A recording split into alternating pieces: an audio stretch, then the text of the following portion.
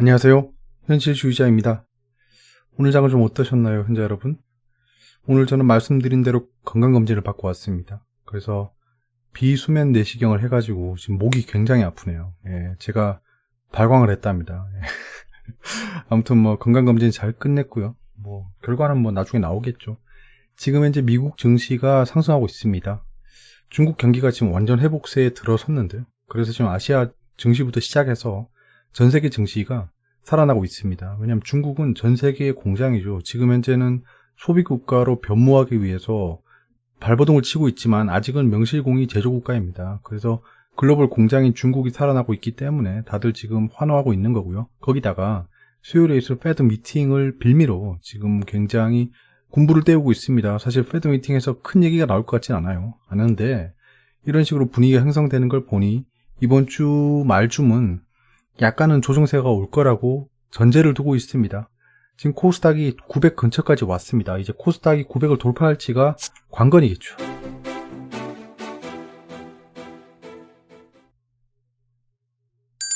오늘 좀 일찍 하려고 했는데 이 시청자분들의 질문이 굉장히 조사할 게 많았어요. 근데 결과는 또 약간 허무하긴 한데 지금 질문이 좀 많이 쌓였습니다. 5개 정도 쌓였는데 오늘 2개 정도밖에 해결을 못할 것 같아요. 여러분들도 좀 보시면 좋을 것 같아요. 자, 코리아 연구소님께서 한국연구소님이시네요. 현자님, 저는 적정주가 주식에 대해 잘 모르지만 85,000 제시한 게 일본에서 그런 거 보니까 조금 생각해 보자면 일본이 반도체 최강국이었는데 우리나라한테 반도체 역전당해 배아파할 건데 그런 일본에서 우리나라 최고 기업인 삼성전자를 평가한다고 하면 기준치보다 더 낮게 평가하지 않겠느냐라는 생각도 해봅니다. 이거 되게 굉장히 논리적인 접근인 것 같습니다. 그럴 수 있죠, 당연히. 근데 한번 보니까요. 일본인 투자금의 규모는 작은 편입니다, 우리나라에서. 그러니까 뭐 심지어 공매도로 투자도 하고 있지 않아요. 이게 지금 현재 우리나라에 투자하고 있는 2019년 기준입니다. 뭐 크게 바뀌지 않았겠죠. 우리나라에 투자하고 있는 외국인 자본인데요. 지금 유가증권 시장 주요 국적별 외국인 거래 비중에서 보면 영국이 가장 많습니다. 제가 브렉시트를 좀 주의 깊게 봐야 된다고 하는 이유 중에 하나가 우리나라에 있는 그 자금 중에 영국 자본이 굉장히 많습니다. 그래서 영국이 흔들리면 돈을 회수해 가겠죠. 자기들 지금 불확실성이 생긴 거기 때문에. 그래서 브렉시트가 자꾸 부각이 되면 외국인 투자 자본이 빠져나간다는 겁니다. 여기에 더불어 연장선으로 생각해 보면 우리나라를 뒤집어 흔들고 있는 놈들이 영국입니다. 예. 그 미리견 놈들도 굉장히 많이 좀 좌지우지하고 있고요. 룩셈부르크는 나라 크기에 비해서 금융 강국이기 때문에 전 세계에 돈을 뿌리고 있죠.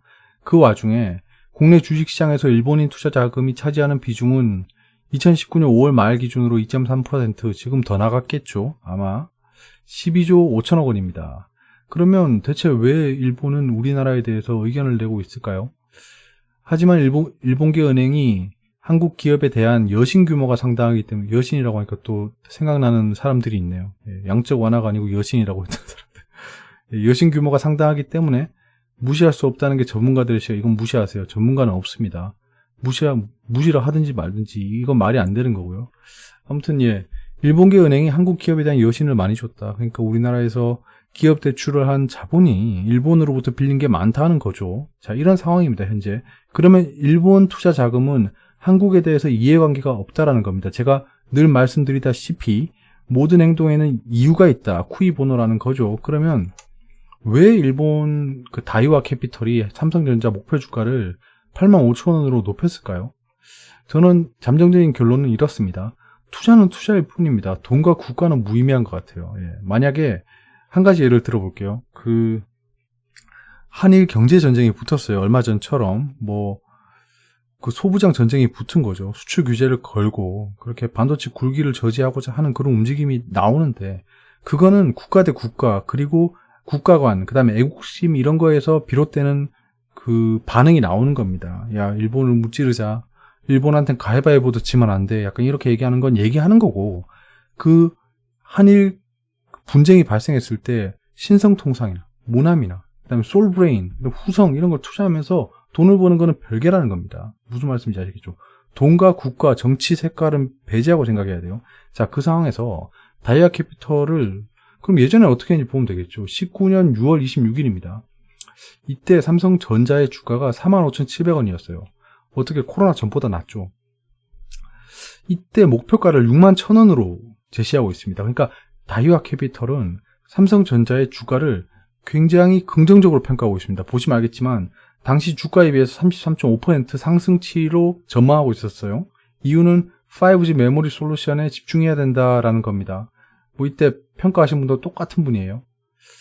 근데 보시면 SK킴이죠. SK킴 애널리스트. 이분들의 평가가 굉장히 정확했죠. 지금 보면. 지금 현재 61,000원이잖아요. 저 이거 보고 좀 놀랐어요. 아무튼 예, 지금 이 다이아 캐피털은 굉장히 냉정하게 그리고 잘 보고 있다고 생각합니다. 목표 주가를. 분명히 85,000원으로 높인 걸 보면 투자도 많이 하고 있겠죠. 다이아 캐피털은 삼성전자의 주식을 굉장히 많이 가지고 있다가 합리적인 추정이 가능합니다. 그렇지 않은 이상 이 사람들이 왜 이렇게 목표가를 산정하고 있을까요? 이 사람도 결국엔 돈을 받으면서 분석하는 애널리스트인데 그렇지 않겠습니까?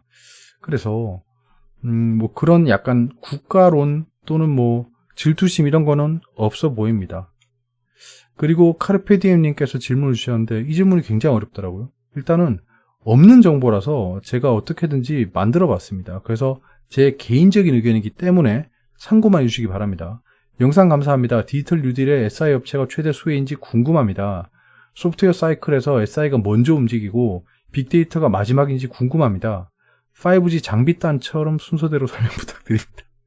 이 5G랑 소프트웨어는 완전 별개입니다. 근데 이거를 매핑해서 설명해 달라고 하시니까 한번 생각을 곰곰이 해봤어요. 소프트웨어는 제가 어차피 종사하고 있는 업종이기 때문에 제가 어떻게든지 정의할 수 있겠더라고요. 자, 이 결과입니다. 자, 보시면 알겠지만 5G 소프트웨어를 그 수평선에 놨습니다. 5G의 그 투자 사이클을 보시죠. 사업자 선정을 하죠. 통신업자, SKT, KT, LG 플러스 이렇게 좀 뭐 미국 같은 뭐 버라이즌 이런 애들이 되겠죠. 주파수 경매를 합니다. 통신업자 똑같죠. SKT, KT, LG 플러스. 이번에 5G는 좀 다른 게 있어요. 이게 그 특정 영역의 주파수를 개인이 독점할 수 없게 법을 만들었습니다. 약간 이게 그 4G랑 좀 다른 거예요. 그러니까 이게 비즈니스용으로 그 개인적인 주파수를 할당해서 어떤 특정 셀에서 사용할 수 없다는 겁니다. 이 개념 약간 어려우니까 넘어갈게요.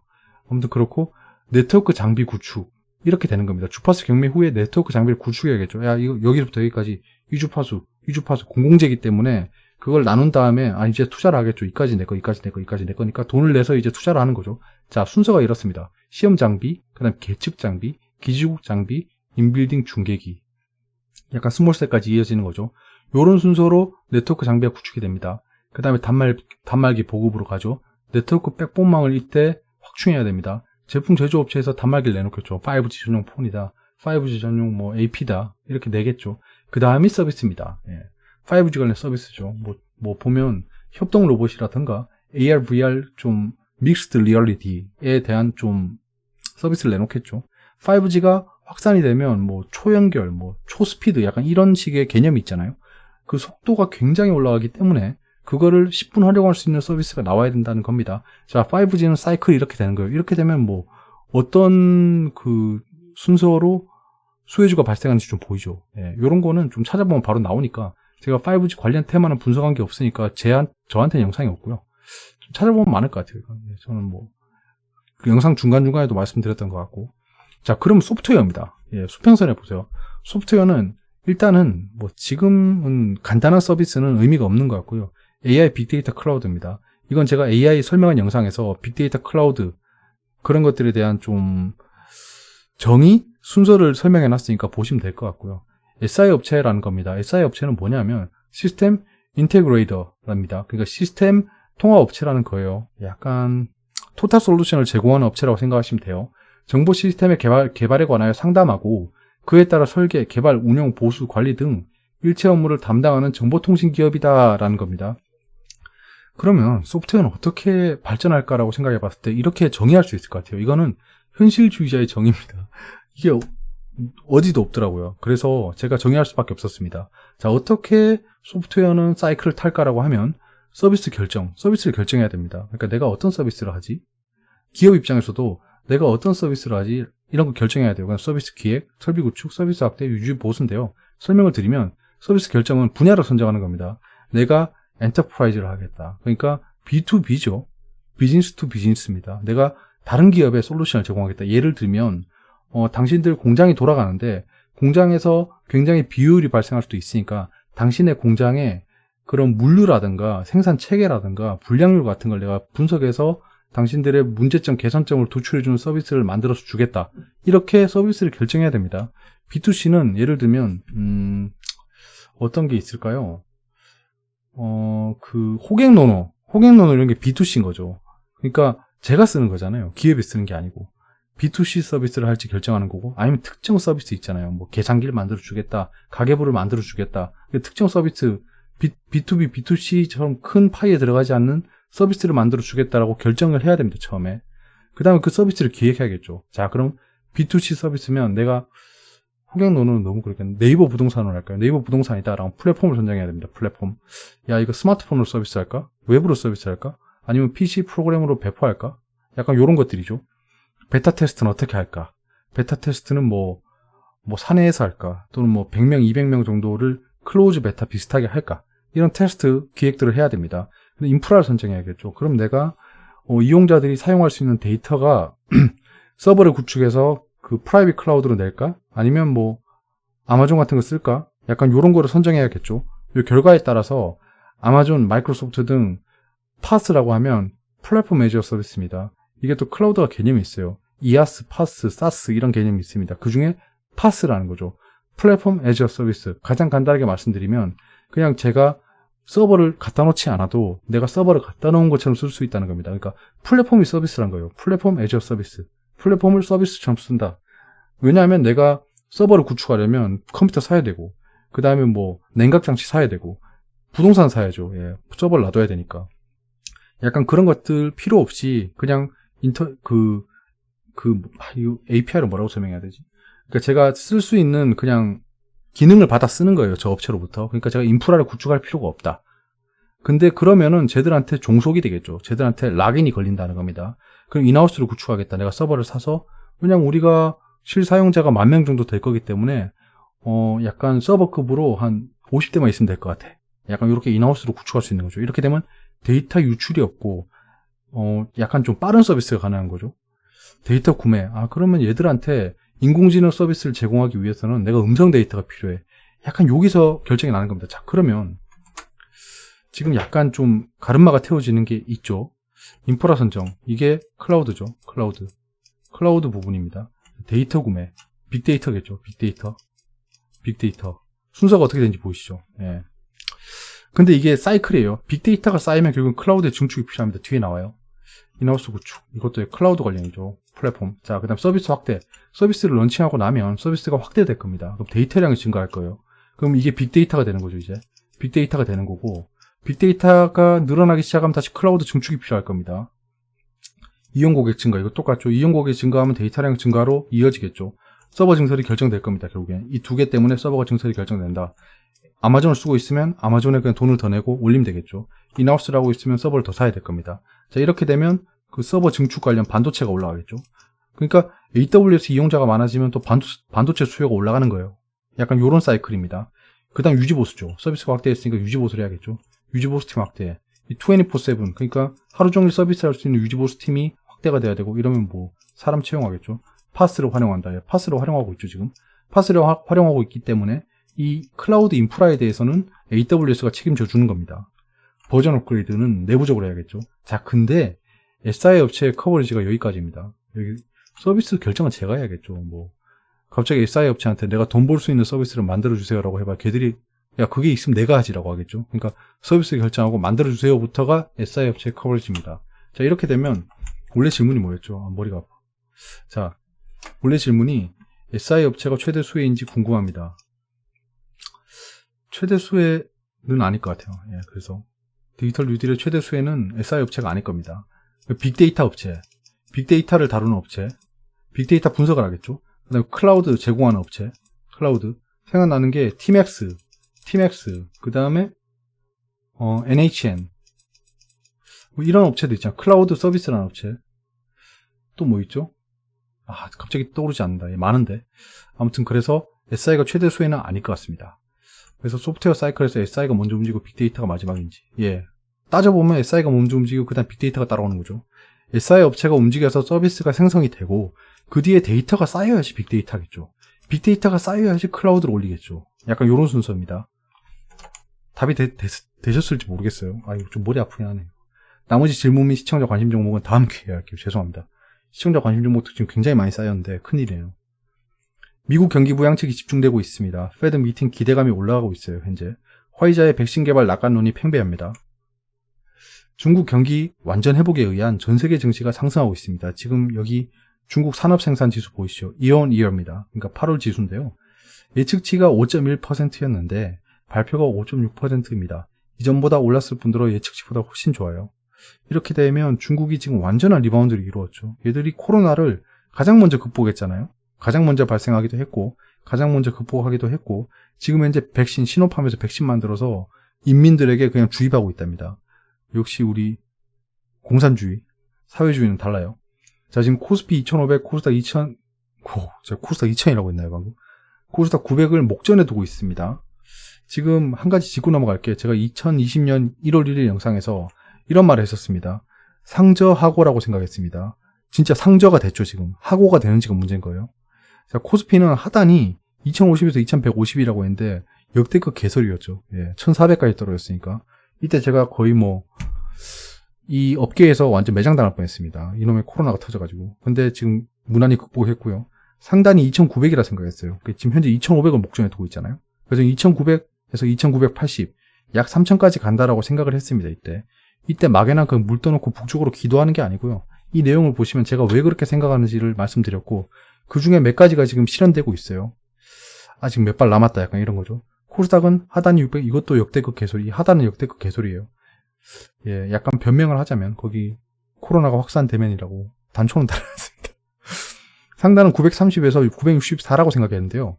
지금 상단은 거의 근접했죠. 이렇게 되면 예, 제가 면목이 있는 거죠. 예, 아주 근거 없는 예측이 아닌 아주 논리적이고 세상의 진리를 다 꿰뚫어보고 누구인가를 접목해서 수치를 산출했는데 코스닥은 맞아가고 있다 정도로 그냥 자축을 해보겠습니다. 뭐 말만한 게 아니고요. 전 투자하고 있으니까. 근데 폭락론자들 진짜 이 정도면 머리 박아야 하지 않습니까? 이제 제 채널에 폭락을 논하는 사람이 없습니다. 예, 이게 좀 불안하긴 해요. 전 아직도 제 채널에 와서 너 진짜 큰일 난다. 너 지금 한강 가기 직전이다. 약간 이런 댓글이 난무했으면 좋겠어요. 그래야지 더 올라가죠. 폭락한다는 사람이 많아야 올라갑니다. 폭락한다는 사람이 많다는 건 주식을 가지고 있지 않은 사람이 굉장히 많다는 거고 더 살 사람들이 있다는 거잖아요. 근데 폭락론자가 없다는 건 반대로 생각해 보면 전부 다 주식을 들고 있다는 겁니다. 자, 그러면 주식이 상승하려면 어떻게 해야 되죠? 제가 예전에 말씀드렸죠. 시장가 매수가 일어나야 됩니다. 시장가 매수가 일어나야지 주식이 상승해요. 절대 밑에 매수 걸어놓으면 상승하지 않습니다. 폭락론자는 최소한 밑에 걸어놓은 애들이죠. 그러면 결국엔 주식은 상승할 모멘텀이 없는 거죠. 약간 그거를 좀 생각해보면 폭락론자들이 많아야지 상승하는 게 당연합니다. 그래서 주식은 절망에서 사서 환희에 판다라고 하는 거죠. 더 멀리 가려면 반드시 조정이 있어야 된다고 생각합니다. 미증시인데요. 나스닥입니다. 여기 얼마 안 돼 보이지만 근처에 가보면 30%, 40%씩 떨어져요. 막 떨어졌다가 이게 별거 아닌 것처럼 보이지만 잘 보시면 이게 전저점이면 전저점 깼어요. 예, 전저점 깨는 이런 상황이 발생한다는 겁니다. 이렇게 조정을 보여야지 결국에는 이렇게 올라간다는 거예요. 그러니까 더 멀리 가기 위해서는 좀 조정이 있어야 된다고 생각합니다. 지금 너무 조정 없이 올라가고 있으니까 조정이 올 거라고 생각하고 있습니다. 그래서 우상향 기조를 지키면서 조정장이 온다는 전제하에 투자를 지속해 나갈 예정입니다. 그래서 지금 현금 비중을 조금씩 늘리고 있어요. 제가 한창 상승할 때는 현금 비중이 빵이었습니다. 빵 진짜. 미수만 칠 수 있는 금액만 놔뒀어요. 근데 지금 이제 현금화를 슬슬 해나가고 있습니다. 오늘 카카오 게임즈를 매수했습니다.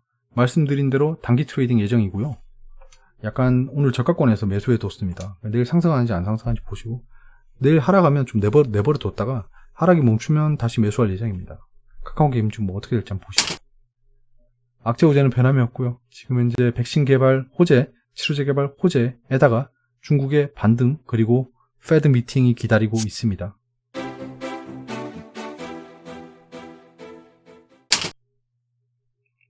외신입니다. 외신 붙여놓은 지 너무 오래돼서 기억이 안 나네요. 차이나가 울부짖고 있답니다. 차이나 로우스백, 약간 타이거 로우라는 느낌이죠. 호랑이의 포효. 차이나가 포효하고 있답니다, 다시. 위안이 16months, 하이를 16months. 나 왜 이러지? 자꾸 왜 이렇게 3D 프린터 같은 얘기를 하죠? 16개월 최고치를 찍었답니다. 좋습니다. 지금 현재 산업 생산이 예측치보다 훨씬 좋게 나왔죠. 그래서 차이나가 포효하고 있다. 이 기조가 계속 이어질지 보시죠. 중국으로 자본이 많이 모일 것 같아요. US 인더스트리얼 아웃풋이 기다리고 있고 페드가 미팅을 시작했답니다. 내일까지 진행이 되죠. 그 다음에 다우 선물이 상승하고 있다. 180포인트나. 페드 미팅이 집중되고 있다라는 겁니다. 그 다음에 뭐 IPO의 M&A 이런 것들도 다 이슈가 있습니다. 오일이 리바운드하고 있다. 차이나 데이터 덕분에 슈러그 갸우뚱하고 있다. IA 리포트는 갸우뚱하고 있다는 거예요. 아시안 스탁이 상승했다. 이게 차이나 데이터가 무드를 끌어올렸다라는 겁니다. 분위기를 좀 고조시키고 있다라는 겁니다. 거기다 Chinese data and optimism about COVID-19 vaccines. 여기 보면 COVID-19 이거 저번에 말씀드렸죠. COVID-19이 무슨 약자인지 여쭤보는 분이 또 있어가지고 예, 코로나 바이러스 2019입니다. 여기 하나 더 있다. 디지즈 예, D 코비드19입니다. 내실입니다. 돈 버는 법 제대로 배워보자. 욜로 외치던 2030이 변했다. 퇴근 후 투자 유튜브를 보는 것은 줄이니 주식 플러스 어린이, 주식 초보자들의 흔한 일상이 됐다. 코로나19 이전에는 트레바리 등 독서 모임에서도 재테크 관련 책이 인기를 끌었다. 그러나 코로나19로 오프라인 강의와 모임이 열리기 어려워지자 이들은 유튜브를 찾았다. 가장 대중적인 재테크 길잡이가 됐다. 그렇죠? 요즘엔 누가 잘 나가나요? 제가 예전에 보던 주식 채널은 전혀 인기가 없는 것 같아요. 최근에는. 그러니까 최근에 그 등장한 사람들이 굉장히 인기를 끌고 있습니다. 그러니까 약간 패러다임이 좀 바뀐 거죠. 저는 방송 시작하면서부터 다른 채널을 안 보기 시작해서 지금 모르겠어요. 신사임당 이런 분은 좀 들어봤는데. 그래요. 이인영 내일 취임 후 첫 판문점 방문. 평양 공동선언 2주년 메시지 주목이라는 건데요. 지금 대북주가 약간 분위기가 좋죠. 저는 에코마이스터를 들고 있었고 지금 상한가 이후에 팔지 않고 가지고 있습니다. 어디까지 올라가는지 좀 보려고 해요. 여야 22일 본회의에서 4차 추경 처리에 추경 처리해야죠. 지금 17개 사업입니다. 통신비는 그냥 양념이고요. 지금 17개 사업이 중요한 거예요. 근데 지금 자꾸 통신비로 집중하고 있는데 아쉽네요. 뭐 하든지 말든지 통신비 좀 안 줘도 됩니다. 빌 게이츠 코로나19 내년 여름 백신 후 2022년 끝날 것. 이분은 무슨 뭐 저의 그 미르 컨셉을 좀 따라 하려고 하는 거거나 뺏어가려고 하는 건지 모르겠지만 어떻게 2022년에 끝날 것이라고 예측을 하죠. 저는 2021년에 끝날 거라고 생각했습니다. 사스 사례를 좀 비춰봤을 때 그랬어요. 껌도 아닌데 내 주식만 왜 요지부동인가. 40대 투자자 B씨는 요즘 2030 세대가 빚으로 산다는 주식들은 바이오나 인터넷 같은 고평가 성장주들인데 참 이 말이 웃기죠. 40대 투자자 B씨는 누군지도 모르겠어요. 고평가 성장주, 고평가라고 그냥 못을 박았어요. 왜 고평가죠, 근데? 전 이게 되게 웃겨요. 고평가는 대체 누가 하나요?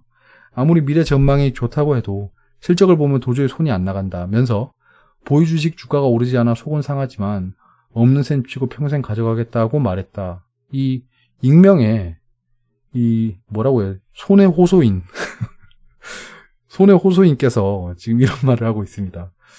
뭐 있는 인물인지 모르겠어요. 40대 투자자 B씨가. 예, 당신 주식만 요지부동인 이유는 고평가 성장주라고 평가하고 있기 때문입니다. 왜 누구 마음대로 고평가 성장주라고 평가하면서 시장이 상승하고 있는데 시장을 부정하면서 시장을 부정하는 순간 불행해지는 거예요. 내 주식이 안 올라가고 다른 주식이 올라가면 그건 시장이 잘못된 게 아니고요. 시장이 고평가하고 있는 게 아니고요. 당신의 투자가 잘못된 겁니다. 그걸 인정해야 돼요. 글로벌 경제 캘린더입니다. 보시다시피 전부 다 빨간색 투성이고 중국 산업 생산이 큰 폭으로 반등했습니다. 내일은 이제 원유 재고가 발표가 되고 소매 판매, 근원 소매 판매 2개가 발표되는데요. 예측치가 별로 안 좋아요. 그렇기 때문에 내일은 출렁일 수 있겠다. 근데 연준이 어떻게 얘기하는지에 따라 종가가 달라질 겁니다. 왜냐하면 새벽 3시에 발표하잖아요. 오늘 뭐 수소 온라인 심포지엄 개최, 수소 관련주는 전반적으로 상승하고 있어요. 내일은 OECD 중간 경제 전망 발표하고 ICT 수출입 동향, 넥소형 수소 연료 전지 최초 수출이라는 건데요.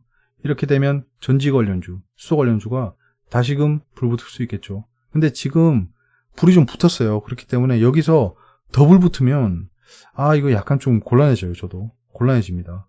팔고 나와야 되나 생각이 들어요. 왜냐하면 떨어질 게 불보듯 뻔하거든요. 그렇기 때문에 좀 우상향했으면 좋겠는데. 테슬라 S&P 500 편입 결정일 좀 기다려 보고요. 그 다음에 유럽 종량학회가 다가오고 있습니다. 배터리 데이는 22일로 확정이 났습니다.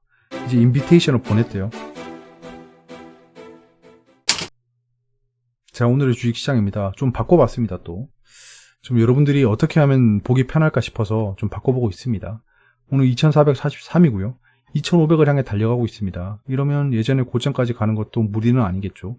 외국인 기관은 파란색입니다. 나 이것도 수정 못했네. 외국인만 매수했고요. 기관은 또 팔았는데, 기관은 누가 팔았냐 하면 지금 연기금의 매동을 보니까 연기금 추가했습니다.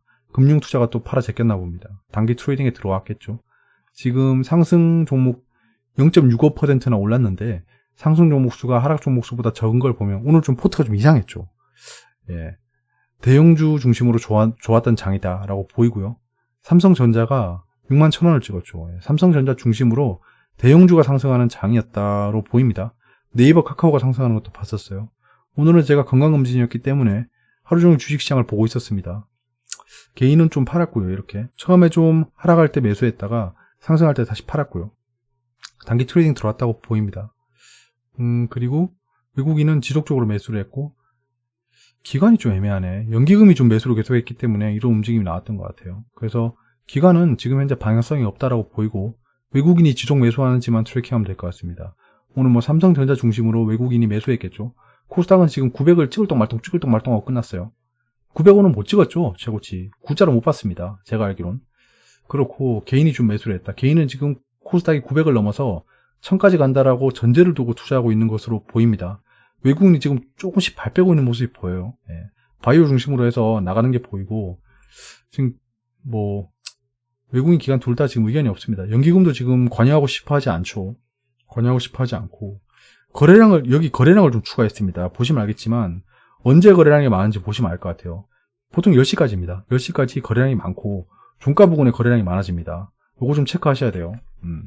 그래서 단기 투자를 하실 때는 아침에 그리고 종가쯤에 하는 겁니다. 종가쯤에 종배를 하거나 시초가에 스캘핑 매매를 하거나 그런 겁니다. 지금 현재 미증시는 반등하고 있고요. 지금 달러가 1177원입니다. 이거는 진짜 현자 여러분들도 자부심을 가지고 될 것 같아요. 원달러의 방향은 우리가 100% 맞았습니다. 100% 진짜. 예, 이거는 다른 사람들이 가타부타 할 만한 포인트는 아닌 것 같아요. 지금 뭐 미증시가 종가에 어떻게 끝날지 모르겠지만 아마도 오늘까지는 좋을 거라고 우리가 주말부터 생각을 했었고, 오늘 좋게 끝나면 이제 내일은 약간 조정세가 나오지 않을까라는 생각이 듭니다. 그러면 내일 미증시 선물이 안 좋겠죠, 장중에. 그럼 내일 약간 한국 시장은 흔들릴 수 있겠다 정도로 보입니다. 어려운 부분이 있으면 댓글로 말씀해 주세요. 건강검진을 받고 나니까 건강에 대해서 다시 한번 생각해 보게 되네요. 확실히 시청자분들이 말씀해 주셨듯이 그 스트레스 피로도 지수를 보니까 굉장히 피로한 상태라고 하네요. 스트레스는 없는 것 같답니다. 제가 스트레스를 담아두는 성격이 아니거든요. 회사에서 스트레스를 좀 받고 있지만 담아두지 않기 때문에 스트레스 지수는 빵이 나왔고 피로도가 굉장히 쌓여있다라고 하는데, 저는 또 댓글에서 말씀드렸다시피 지금 하루에 6시간 정도를 덜 자는 거를 6시간을 채 안 잡니다. 그렇게 살아온 지가 12년이 넘었습니다. 그렇기 때문에 좀 익숙해서 피곤을 달고 사는 거죠. 예. 그렇습니다. 그냥 개인적인 푸념을 해봤고요.